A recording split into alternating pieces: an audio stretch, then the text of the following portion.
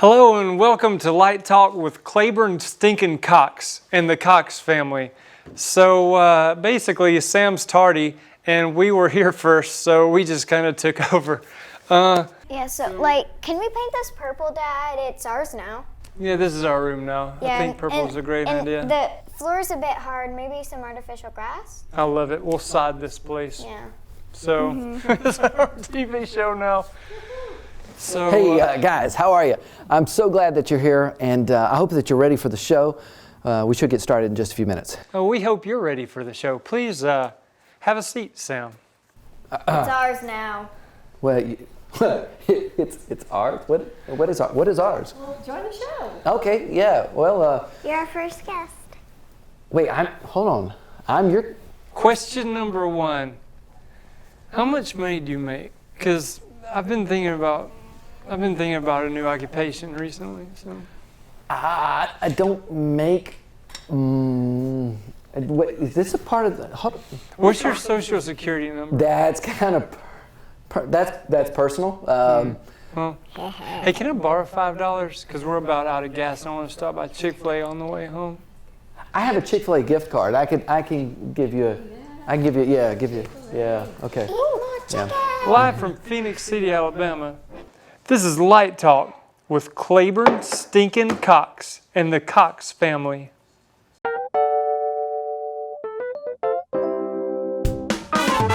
It's time to have some fun. Light Talk with Claiborne Cox. We got skits and interviews. We got everything but the blues. It's on. Light Talk is on. Light Talk with Claiborne Cox. Okay, you're watching Light Talk with Sam Beman. I don't know what happened at the beginning there, but I'm looking forward to today's show because my good friend Claiborne Cox is in the studio, and we've known each other for quite a long time. In fact, we're going to talk about that in just a moment, including one of our most embarrassing moments, which we like to call the show. And then later on in the program, we're going to go all the way to Philadelphia and check in with my good friend, Gordon Douglas. So stick around, we'll be back in just a moment. Mullet Combat!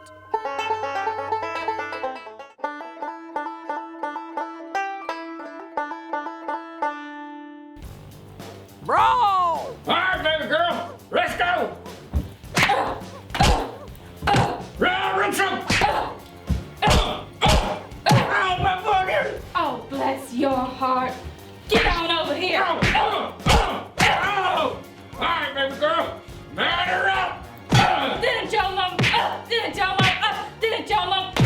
mama tell you how to hit a woman? All right, baby girl, I'm feeling a home run!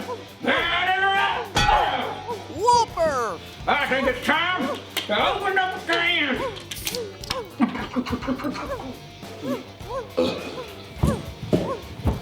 Ray wins! Mullet Combat!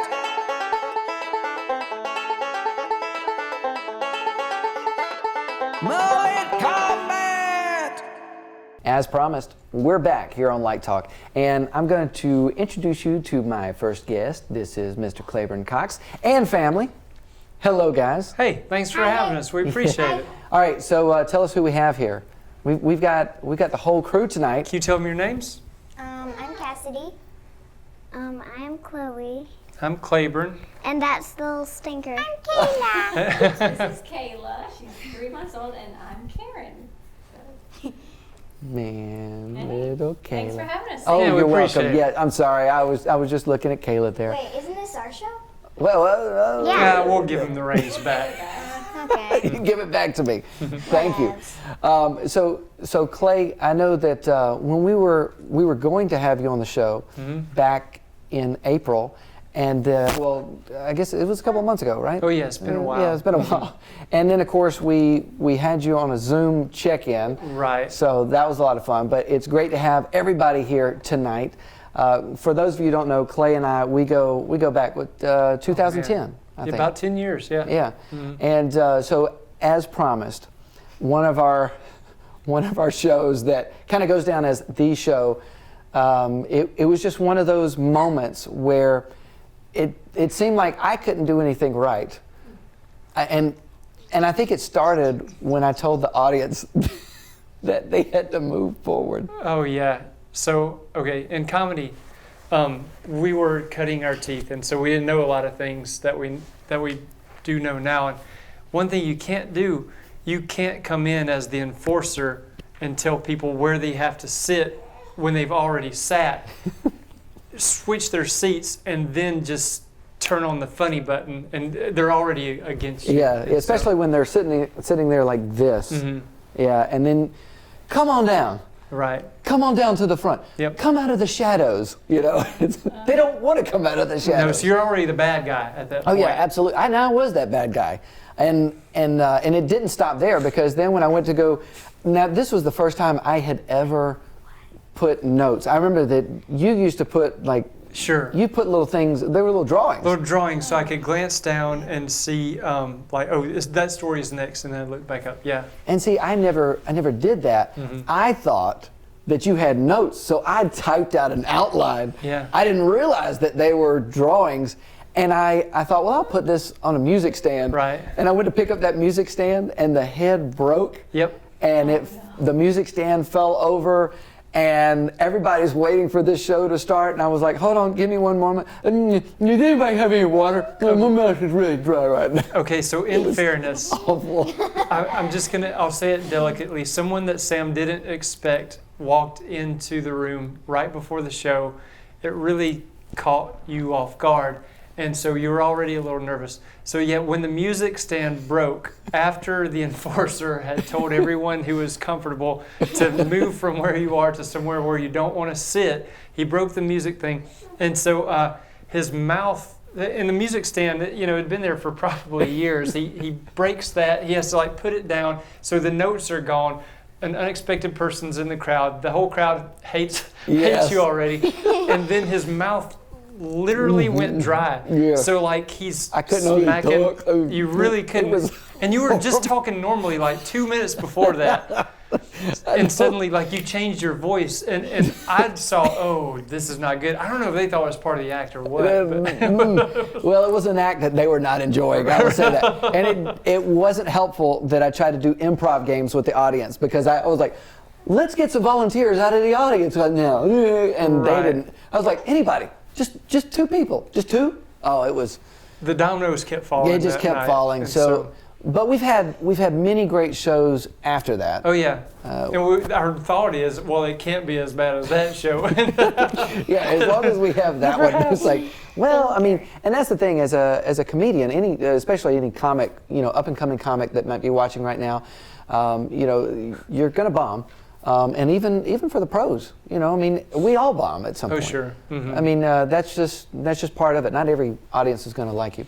But I want to fast forward because obviously we've got so many shows that we've done that we could talk about, and some funny things from that. But during the past few months, you've come up with something with the family that's been really fun. Yeah, we're excited. Can you tell them about that? Well, we were at home a whole bunch with the baby, and so we decided, well, let's make our own little Cox News channel. And so we had great reporters share about interesting things, and we tried to have fun at home and in the Auburn area. So. And Dad made the logo. Oh yeah, we just basically jacked someone else's logo and made it our own. But yeah, it's on YouTube and it's on my website, just to make it easier to find. We've got 5 episodes so far. So Really? Yeah. Claiborne Cox Comedy. .com. .com. Yes. Okay. Well, I think we probably even want to show maybe part of one of those episodes. Okay. I think that might be good. Yeah. You know, we should take part of that and show that. And so, who are the reporters? We've got Cassidy and Chloe. Both of you are reporting. Yeah. And now, do you report on something specific, Chloe? Stuff, and I'm the anchor. Oh, you're the anchor. Oh, okay. He's the main reporter. Yeah. Ah. That's Now, the way we like it. You've done Oh, interviews. okay. Each of y'all tell about one interview. We did Kristen Weber. That is like Really? the only girl we did. And we did two comedians. She was one of the two. But she is a musical comedian. Yes, she and is. She plays the accordion. And she's going to teach you how to play piano. Yep. And who's? I think our first guest was Nathan Rush or Bob Smiley. Which one? Nathan Tubbs and then Bob Smiley. You have Bob Smiley too? Yeah, can you tell him about Bob? Wow. So his answers were actually short, and one of the questions was like, how did you become a comedian? And the basic story was he won a comedy award, and then like somebody who had seen it called him like years later, and then he's like, it's terrible advice for people. They're like, how do you become a comedian? Well, you win a comedian award and then wait for somebody to call you. That's right. Terrible advice. Yeah, Bob is such a great guy, and it sounds like you've had some wonderful guests on your show. So, do you think that you're going to keep going with Cox Family News? I mean, Oh, periodically. It was very time-consuming, and so I don't think we'll do one weekly like we were. But I hope we can continue to an extent. well, I guess I should ask this, girls. Do you think that you might want to do something in entertainment or Catching fireflies? catching fireflies? Yes, I think That is that entertaining. that is entertaining. Absolutely, catching fireflies. What about you, Cassidy? Reading Reading. Okay. and the bookworm. All right. Well, that sounds good. Yeah.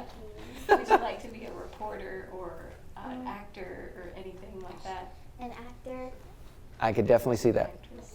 I could definitely see that. Yes. What about you, Clay? I just want your job. Oh. I want that swivel chair. Oh, man. Well, it's been so good to have you guys on the show today. And thank you for coming into the studio, Kayla. Thank you. Yes, and Cassidy, Chloe, Clay, and Karen. And thank you for watching. But this show is not over. I think we need to show part of Cox Family News. How about that? Yeah, Yeah. sounds All right. great. Thank you guys again for being in the studio. We'll be back in just a moment. Hello, this is Chloe Cox in the Cox News. I'm about to grind and shred these bunny hops. And just know, I am live at Chihuahua State Park. Whoa!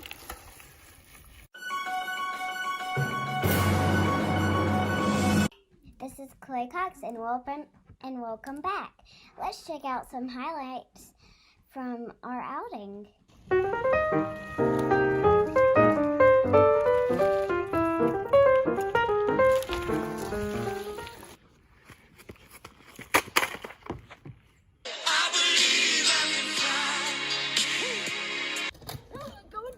Going. Woo!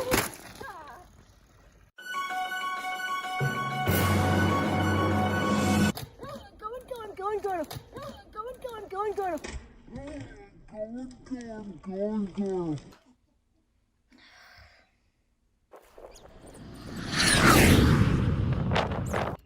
Hello, I'm Cassidy Cox, live at Chihuahua State Park for the Cox Family News. I have recently discovered there's a lunatic trying to jump the ramp on a child's scooter, which just happens to be mine. If it breaks, he owes me a new one.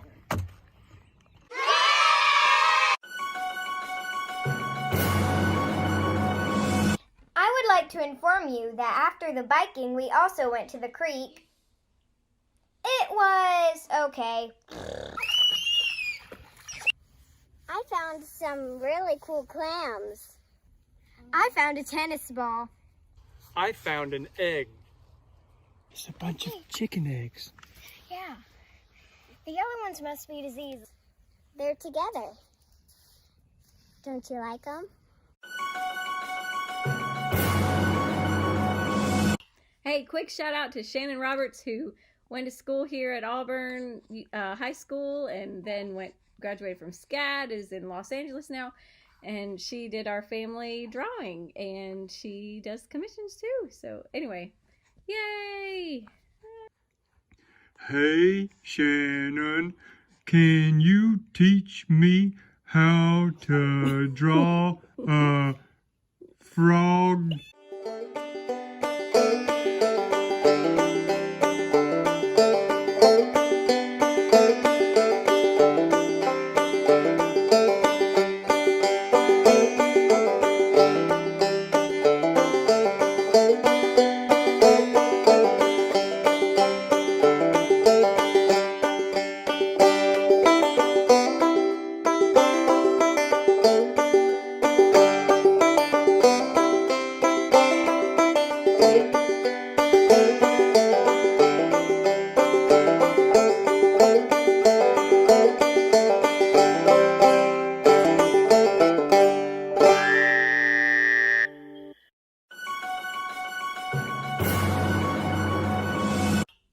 Hey, Hey.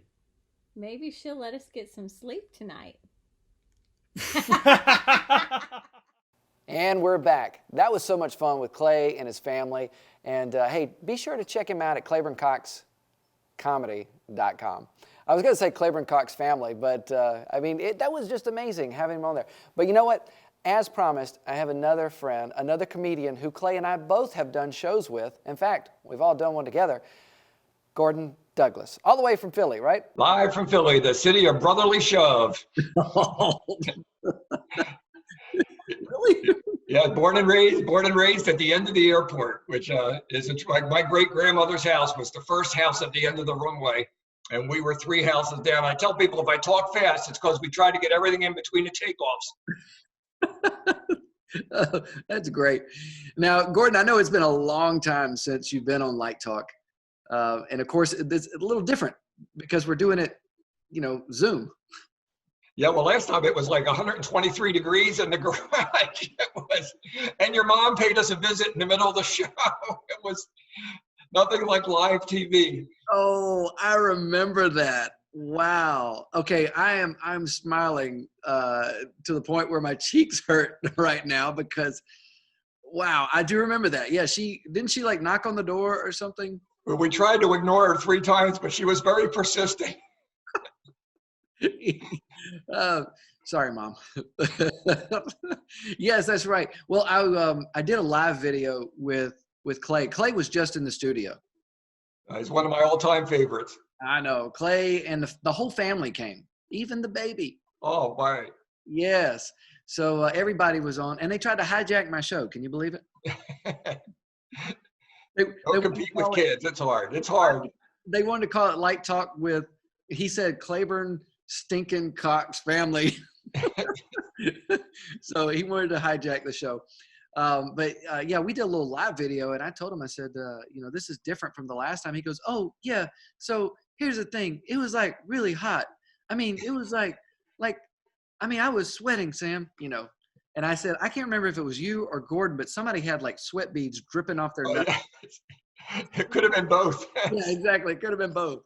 But I'm so glad that you're able to come on the show right now. And so tell us what's going on. I've noticed on social media you're doing this word from the word, and I know you've got an outfit right now from one of your devotional videos. Yeah, I've got my Mr. Rogers transition thing going. It's just an amazing thing, Sam. You try to minister where you are, and when you're shut down, my agent called and said, could you comedians make up a little 2-minute video to send out to some of our hosts? They're just really discouraged. I do a lot of fundraising events for ministries, pregnancy centers, adoption centers, things for special needs kids. And I sat down and thought, what are the 2 things people really worry about? In the midst of this virus, am I protected? And number 2, how am I going to make a living? Can God provide, especially for these ministries that often 50 to 80% of their income comes from these banquets? So I made 2 little 2-minute videos up and sent them to my agency. And then my wife said, these are pretty good, but you ought to pop it on Facebook. See, it might bless somebody. And we got hundreds and hundreds of hits. And I thought, well, we might have just scratched the need here, And I woke up that morning at 2 a.m, just one of those absolute inspirations from God. And I thought, if I can't leave my house for a month or 2, what could I do? What object lessons are around my house? And what biblical truths would I share with people? And all of a sudden, I wrote out literally 50 ideas. And I thought, you know what? There's 50 days till Pentecost. So I'll just make up 50 little 1-minute videos. And I did one on Mr. Rogers. I did one with Sheldon and Big Bang Theory. I did one on Popeye the Sailor Man. I've done objects around the house. I filmed one today with my power washer. I did one hanging upside down for my kids' playground about how to turn the world upside down and how the disciples did. And it has been so fun to try to use some creativity to convey some of the greatest truths of all time. And there's just things around us. You have voices and you sing and you act. I tell jokes and I was like, oh, what do I do? But it's amazing when you give your little talents to the Lord, how he uses them. I like how you preface that. You said you do voices and sing and act, and I do jokes. Like it's funny because I know what you mean, because we both both do comedy, and I do voices and sing in my act, and you fire off quite a few jokes. So for you to be able to put the spin of humor into the devotionals with the creativity, it's just amazing. It has been fun, and I'm wondering, because I've always been, I think, in our CCA group where we are associated. I think there's like 2,000 names on our list, but I know about 300, maybe 400 of our CCA, Christian Comedy Association family. And I've always been in awe of people that I just consider so much more talented than me. But we've learned, what is it that makes you different than anyone else? Find your voice, your character. And I thought, well, I'm the comedian who went to Hollywood way back in 1977. But God got a hold of my life, and I went into youth ministry and then became a senior pastor. But people kept laughing. I would preach on hell and people would laugh. It's like, you can't get away from your gifting. And all of a sudden, I met this guy named Justin Fennell, who introduced me to Shonda Pierce, who talked to me about a guy named Mike Williams. And I found this whole world of Christian comedy where you can combine fun and faith. And it just exploded for me to the point where I resigned from my church to travel the country full time. And yeah, we were down at the high school in Alabama with you. We've done a couple of things together. And sometimes it's in a church. Sometimes it's amazing the number of places that we've been able to use our gifts. Yeah, and that I was just saying that was a fun show down there at Clay's school at the time. And then, of course, you and I did something up there in Tennessee at a small church. And I just remember there was somebody in the crowd that night that I think she was snorting or something. I pointed it out, but that was a really fun event. I mean, it's a blessing to be able to do comedy with you, but to also just see you create something aside from just the stand-up. And I know I asked if you wouldn't mind wearing your Mr. Rogers outfit, because that particular devotional, it really got me, because I love Mr. Rogers. But when you were playing the music in the background and you came in and just acted like Mr. Rogers, I thought it was very clever, and I appreciate what you're doing there, and just how you're creating these characters or doing things, like you said, hanging upside down, and then you're in the shop. And I mean, there's all kind of cool object lessons there. So I just appreciate it. Yeah, it is interesting that Mr. Rogers has gotten triple the number of hits than any other one. There is something endearing about his character. And that particular message was about Pentecost, which was happening. And I was able to tell stories. I love kids' stories. I think maybe I'm more called to be a kids pastor. But I had a picture of one of our buddies, Earl Music, who does those wonderful cartoons for Disney and others. And he had sent me a real neat cartoon of little ducks disguising themselves as an elephant so they could sneak onto the ark.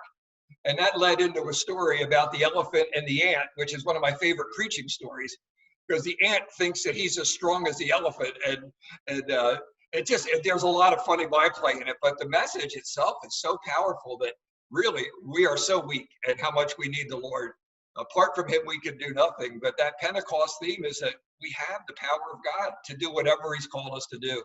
It just resonated. And you practice the voices and the mannerisms. I watched 7-8 times how he came in, what he did with his zipper, but I couldn't get the voice down. But the mannerisms kind of sold it, even his posture and his very soft spokenness and very slow speech. And it wove people into the story, and it really touched hearts. Well, tell people who are watching right now where they can find these videos. Where should they like your Facebook page, your website? Yeah, well, certainly, I'd love to have more friends because I'm posting one every day on my Facebook page, just Gordon Douglas. You have to find me. There's a number of them. But I did, my daughter, just now that she's done school, has just updated my YouTube channel that you helped program for me. And so we've gotten 36 or 38 of them uploaded onto my YouTube channel, which is simply Comedian Gordon Douglas. And if they want to see actual stand-up, what we do live, my other daughter actually just today finished updating my website, which is a little long, but very easy to remember. GordonDouglasIsFunny.com. Hey, that's easy to remember. GordonDouglasIsFunny.com. I love it. Yeah, there's a number of videos and sermons and links, and even my attempt at a radio show. I did a summer where I made up a bunch of episodes for a radio show, and you are featured on a number of those with your voices. So we really do have a partnership. We go way back, at least 10 years. Well, that's right. That's right. About as long as Clay and I. Yeah. Well, thank you so much, Gordon, for being on the show. I think we're going to go ahead and why don't we show, is it okay if we show one of your word from the word? Absolutely. Go for it. Well, I'll tell you what, we're going to show your word from the word, and we'll be back in just a moment. Listen, can you hear that? Pastor Gordon Douglas here with today's word from the word, and the word is about worrying. A lot of you are upset, and when's that bailout check going to come, and where's my next meal coming from, and when will I get back to work? We're worrying about a lot of stuff. I'm here to encourage you from God's word. Jesus in that famous Sermon on the Mount said, look at the birds of the air. In our case, listen. There's several singing right now. There's a woodpecker in the distance. I'm not sure if you'll pick that up. But it says, look at the birds of the air. They do not sow, nor do they reap. They don't store away in barns. Yet your heavenly Father cares for them. The next verse says, how much more your Father in heaven cares for you. I want you to know, if God takes care of the birds, He'll take care of you. That phrase, how much more, is in Scripture several times. What a great reminder that we are more valuable than even the birds of the air. That little passage ends with, who of you can add anything by worrying? It doesn't help. Just listen to the birds and remember, God loves you more. That's today's word from the word. More tomorrow. God bless. Froggy voice comedian, but I kept doing programs as best I could, being faithful in small things, little heated garages, little places anywhere. Little heated garages. It's like a sauna down here. Yeah. What a break, what a break. Oh, man. We need to be baptized. Amish dairy farmers. Wow. Yeah, 500 Amish dairy farmers. It was the quietest audience I've ever had. It's they didn't get it? No, it's like a comedy for the Amish is like Mike Tyson at a spelling bee. It's a quiet group. Do you think anybody Amish might be seeing this interview? Yeah, no, I doubt it.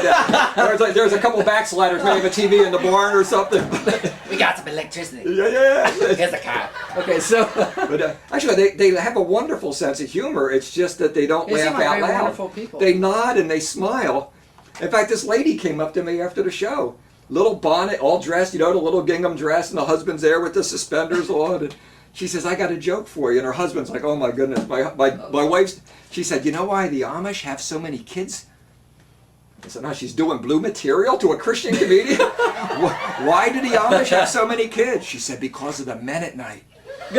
What? Mennonite. She said, get it. One of those pokers, get it. And the husband's like pulling her away. Like, come on, honey, come on, right over back to the buggy. All right, well, Gordon, thank you so much, man, for being on the show. I know we have definitely had a great time here today. Hope you have as well. So we're going to go ahead and close out this edition of Light Talk. Thank you again. Anything else you want to say? I'm just looking at all the props here. It's I've got gas. I've got gas. Okay, that's all the time that we have on this edition of Light Talk. So take care and God bless. See you next time. You've been watching Light Talk with Sam Beman, and now here's a blooper. And what we'll do is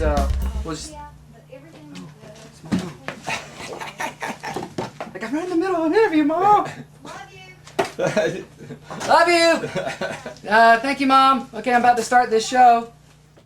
We have had so much fun on today's show. Well, at least I have. And I know that the Cox family had a great time, and Gordon did as well, but hopefully you had a good time where you're at.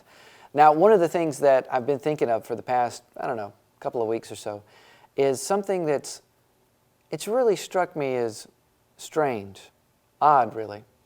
Strange in the sense that a lot of times we treat our family, well, we treat them like strangers. But really, we should treat them like strangers. Because a lot of times, I don't know about you, but I've been guilty of treating strangers better than I have my own family. And sometimes my family, like they're strangers, but I don't treat them quite the same. So I started thinking about, how can I be a blessing to my own family?